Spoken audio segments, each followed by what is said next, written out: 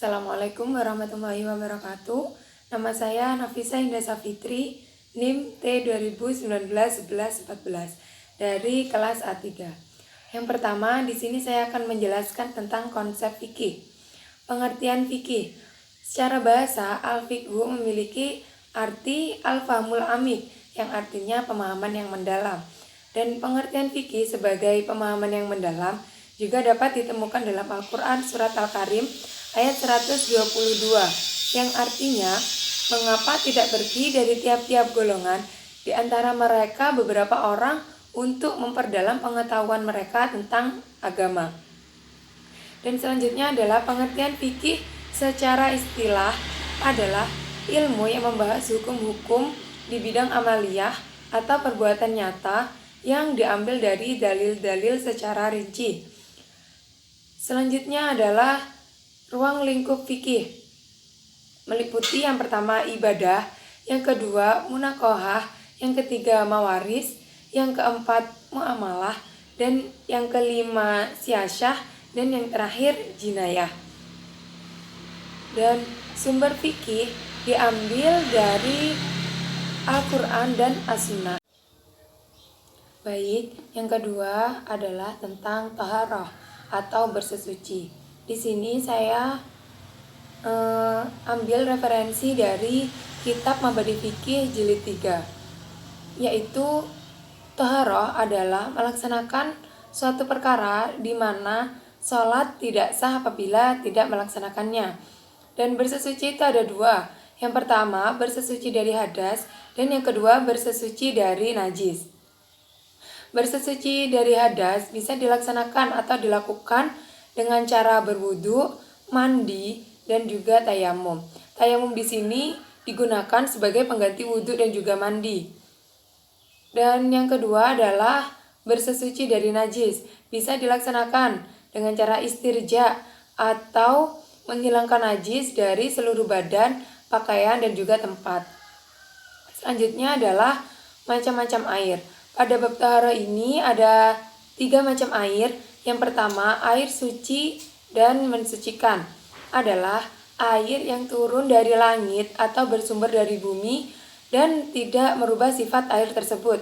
Contohnya seperti air sungai, air hujan, air salju, dan juga air embun. Air-air tersebut bisa digunakan untuk bersesuci. Dan yang kedua adalah air suci dan tidak mensucikan. Contohnya seperti teh, kopi, air kelapa. Air tersebut suci namun tidak dapat atau tidak bisa digunakan untuk bersesuci. Dan yang ketiga adalah air yang terkena najis. Air terkena najis di sini dibagi menjadi dua. Yang pertama, air yang terkena najis dan merubah sifat air tersebut. Dan yang kedua, air yang sedikit namun terkena najis dan merubah sifat air tersebut. Maka air tersebut tidak bisa digunakan untuk bersuci. Materi selanjutnya yaitu tentang sholat. Sholat itu adalah fardu yang ditentukan waktunya atas orang-orang yang beriman, dan melaksanakan sholat tepat pada waktunya adalah amalan yang sangat dicintai oleh Allah Subhanahu wa Ta'ala. Selanjutnya adalah waktu-waktu sholat fardu, yaitu ada 5. Yang pertama adalah sholat duhur. Dimulai sejak tergelincirnya matahari hingga bayangan benda sama dengan benda tersebut, dan dianjurkan untuk mengakhiri sholat ketika udara sangat panas, yang tujuannya untuk mendinginkan badan. Dan yang kedua adalah sholat asar. Waktunya dimulai ketika bayangan benda sama panjang dengan benda tersebut hingga menguningnya matahari di ufuk barat. Dan yang ketiga adalah sholat maghrib. Dimulai sejak matahari terbenam hingga mega merah di ufuk barat menghilang. Dan dianjurkan untuk menyegerakan sholat maghrib dan dimakruhkan untuk mengakhirinya. Yang keempat adalah sholat isya. Dimulai sejak menghilangnya awan merah hingga tengah malam. Yang dimaksud dengan tengah malam adalah jarak antara waktu sholat maghrib sampai dengan sholat subuh. Dan yang kelima adalah salat subuh dimulai sejak terbit fajar shodiq atau fajar yang benar hingga terbitnya matahari. Selanjutnya, waktu-waktu yang dilarang untuk mengerjakan sholat. Yang pertama, setelah sholat subuh hingga terbitnya matahari. Yang kedua, ketika matahari terbit hingga meninggi seukuran 1 tombak. Yang ketiga, ketika matahari tepat di atas kepala hingga tergelincirnya di arah timur. Dan yang keempat, setelah sholat asar hingga terbenamnya matahari. Dan yang kelima, sholat sunnah setelah dikumandangkannya iqomah. Dan selanjutnya, tempat-tempat yang dilarang untuk melaksanakan sholat. Yang pertama ada kuburan, yang kedua kamar mandi, dan yang ketiga pandaruman atau kandang onta. Selanjutnya adalah bab puasa. Puasa adalah menahan diri dari hawa nafsu, baik makan, minum, bersetubuh, dan semua perkara yang dapat membatalkan puasa, mulai dari terbit fajar sampai terbenamnya matahari. Dan orang-orang yang diwajibkan untuk berpuasa, yang pertama adalah orang Islam yang sudah balik dan memiliki akal sehat. Yang kedua adalah orang yang mampu untuk melaksanakan puasa. Jadi orang yang sakit dan tidak mampu melaksanakan puasa itu tidak diwajibkan untuk berpuasa, namun diwajibkan untuk mengganti puasa di hari lain. Dan yang ketiga adalah suci dari haid dan juga nifas. Selanjutnya adalah fardunya puasa itu ada 2. Yang pertama, niat di malam hari pada bulan Ramadan.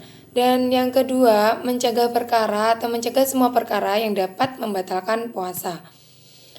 Selanjutnya adalah perkara-perkara yang dapat membatalkan puasa. Di antaranya, memasukkan sesuatu pada anggota tubuh dengan sengaja. Yang kedua, muntah dengan sengaja, haid dan nifas, keluar mani dengan sengaja, melakukan bersetubuh dengan sengaja, murtad, dan yang terakhir gila atau tidak berakal sehat. Dan selanjutnya adalah hari-hari yang dilarang atau tidak boleh untuk melaksanakan puasa. Yang pertama adalah hari raya, baik hari raya Idul Fitri ataupun hari raya Idul Adha. Yang kedua adalah hari Tasyrik. Dan yang ketiga adalah hari Syak. Baik, untuk selanjutnya yaitu bab zakat. Menurut bahasa, zakat memiliki arti tumbuh, bersih, berkembang, baik, berkah, dan bertambah. Sedangkan zakat menurut istilah fikih adalah nama bagi sejumlah harta tertentu yang dikeluarkan untuk beberapa golongan tertentu dengan persyaratan tertentu. Dan hukum mengeluarkan zakat adalah fardu ain bagi orang yang telah memenuhi persyaratan tertentu. Dan macam-macam zakat ada 2. Yang pertama ada zakat fitrah dan yang kedua ada zakat mal atau zakat harta. Zakat fitrah adalah zakat yang hanya dikeluarkan pada saat menjelang hari raya Idul Fitri. Sifatnya wajib bagi setiap muslim, baik besar ataupun kecil. Syarat wajib mengeluarkan zakat fitrah adalah muslim yang mempunyai kelebihan bahan makanan pokok untuk dimakan, baik sehari hingga beberapa hari di akhir bulan Ramadan. Sedangkan zakat mal atau zakat harta adalah mengeluarkan sebagian harta yang menjadi hak milik seseorang sesuai dengan ketentuan syariat dengan tujuan untuk membersihkan atau mensucikan harta tersebut. Dan selanjutnya adalah jenis-jenis zakat mal. Yang pertama ada zakat binatang ternak atau dinamakan zakat an'am. Dan yang kedua ada zakat emas dan perak. Yang ketiga ada zakat hasil pertanian, tanaman dan tumbuh-tumbuhan. Dan yang keempat adalah zakat harta perniagaan atau perdagangan. Yang kelima ada zakat hasil tambang atau namanya zakat makdin. Dan yang keenam ada zakat harta terpendam atau zakat rikos. Selanjutnya adalah orang-orang yang berhak menerima zakat. Ada 8 golongan. Yang pertama ada fakir, yang kedua ada miskin, yang ketiga ada amil, yang keempat ada mu'alaf, yang kelima ada ar-riqab, yang keenam ada al-gharim atau orang yang banyak hutang, dan yang ketujuh ada fisabilillah, yang kedelapan ada ibnu sabil atau musafir yang kehabisan bekal dalam perjalanannya. Dan orang-orang yang tidak berhak menerima zakat, yang pertama adalah orang kaya, yang kedua anak kecil yang dianggap kaya karena orang tuanya kaya, dan yang selanjutnya adalah orang yang kuat untuk bekerja atau mampu bekerja, dan orang kafir, murtad, dan orang yang memerangi Islam. Dan yang selanjutnya ada istri, ada kedua orang tua, anak, dan kerabat dekat, kecuali ada alasan tertentu. Dan yang terakhir ada keturunan dari Nabi Muhammad atau Ahlul Bait. Selanjutnya yaitu tentang haji.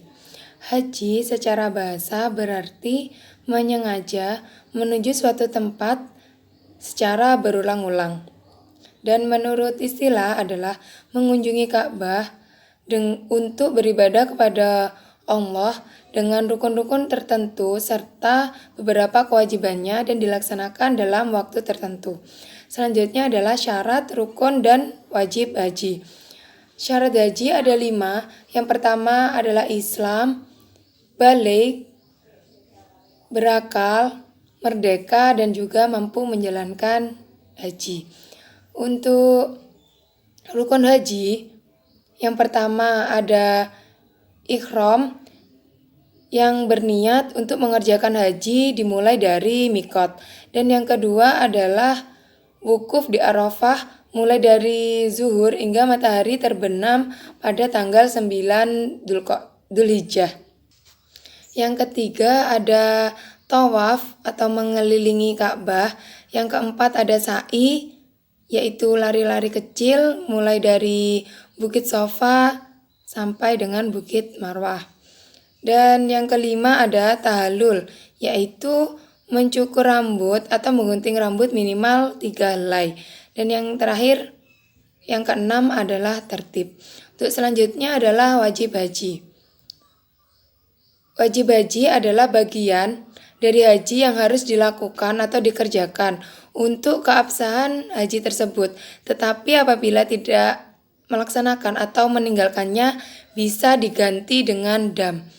Wajib haji tersebut meliputi yang pertama ihram dan mikot, yang kedua mabit atau bermalam di Muzdalifah, dan yang ketiga bermalam di Mina, yang keempat melempar jumroh, yang kelima tawaf wada atau tawaf perpisahan, dan yang keenam meninggalkan segala larangan haji. Untuk larangan dalam ibadah haji, untuk laki-laki tidak boleh memakai pakaian yang berjahit, tidak boleh menutup kepala seperti memakai topi, berkopiah, dan bersorban. Dan untuk yang perempuan tidak boleh menutup muka dan juga tidak boleh menutup telapak tangan. Dan larangan untuk perempuan dan laki-laki yaitu memakai harum-haruman, berburu atau membunuh binatang, memotong kuku, dan masih banyak lagi.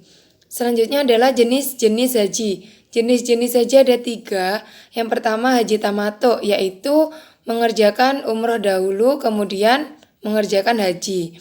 Yang kedua adalah haji ifrad, adalah mengerjakan haji saja, tidak mengerjakan umroh atau mendahulukan haji daripada umroh. Dan yang ketiga adalah haji qiron, yaitu mengerjakan haji dan umroh secara bersama-sama. Selanjutnya adalah tata urutan pelaksanaan haji. Yang pertama adalah ihram, yang kedua adalah bermalam di Mina, yang ketiga wukuf di Padang Arafah, yang keempat bermalam di Muzdalifah, yang kelima bermalam di Mina, yang keenam melaksanakan tawaf ifrad, ifadah dan sa'i, dan yang selanjutnya adalah bermalam di Mina melempar jumroh, dan yang terakhir adalah tawaf wada atau melaksanakan tawaf perpisahan. Mungkin cukup itu yang dapat saya sampaikan, kurang lebihnya mohon maaf. Wassalamualaikum warahmatullahi wabarakatuh.